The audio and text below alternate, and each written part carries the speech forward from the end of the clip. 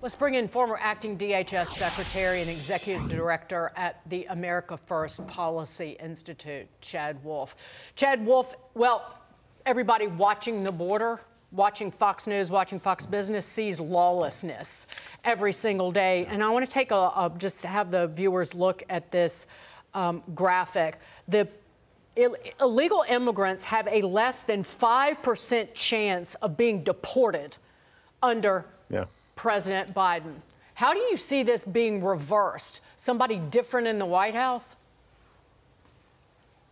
Well, I think that's exactly right. And so when Secretary Mayorkas talks about the majority of illegal migrants coming across either being removed or repatriated, that's simply not the case, right? We had a Washington Post story just this week talking about 2.3 million individuals, illegal migrants, released into the country. And so when you're talking about that overwhelming number of folks released and a very small percentage being removed, it's because they're actually not enforcing immigration law. There's a number of provisions on the book that we have talked about for the past 3 years that they could be doing. They could be enforcing the law. They're choosing not to. And I think that's sending a direct signal for those coming across the border that the odds are you will not be removed. And if that's the case, you're going to continue to see them come. So, Chad, I mean, you're at DHS. How concerned should Americans be with this massive influx of illegal migrants coming into the country? We don't really know who they are. There's not significant background checks that are being done on them. What kind of risk does this pose to the people in America, citizens? Well, look, when you have a month like December and you have over 300,000 illegal apprehensions, but even if you go back to other months where they're at 260 or 230,000 illegal apprehensions, that overwhelms the system. And so what happens is that Border Patrol agents along the line there can't do their law enforcement job where they can interview, they can fingerprint, they can really talk to the migrants, understand how they got there, which cartels smuggled them.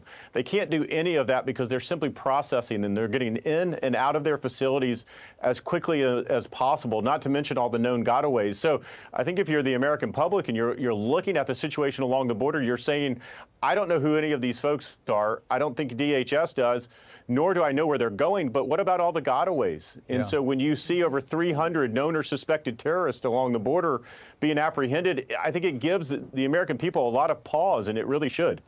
And as we know, and this goes to what Sean was just asking you, the unprecedented migrant surge is not just made up of people coming from Mexico and Central and South America.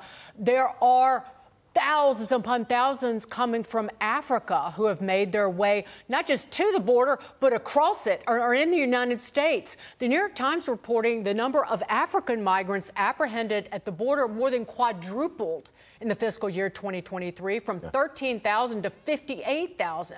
Most coming from countries like Mauritania, Senegal, Angola, Guinea.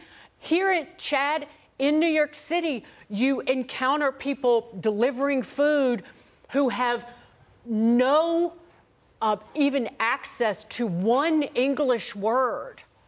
When they come into a building, they are completely lost. It's horrible for them, but what about the nation? Right. Well, again, you've got about a 250 to 300% increase of folks coming from Africa. And look, this isn't rocket science. When these individuals in these countries know that they will be released into the United States should they get to the southern border, they're going to keep coming. And so you've seen record numbers. You've seen flights continue into Central America and elsewhere. And it's because the rest of the world is looking at the United States saying they're not enforcing their laws, so we can continue to take advantage of this. And the cartels are obviously a big part of this, making millions of dollars in proceeds here. So, look, it all starts with enforcing the law. You send a signal that if you come here, you're not going to be released into the country. So you end this catch and release policy that we have, and it starts to make a big difference. So to do that, you need things like Remain in Mexico. You need asylum cooperative agreements. You need a variety of things in place to deter this type of behavior. And if you don't have it, this is what you have. You have over 300,000 apprehensions in a 30-day period. It's ridiculous. It's shocking and it's unsafe. Chad Wolf, always a pleasure to see you. Thanks for joining us on The Bottom Line. We appreciate it. All right, thanks.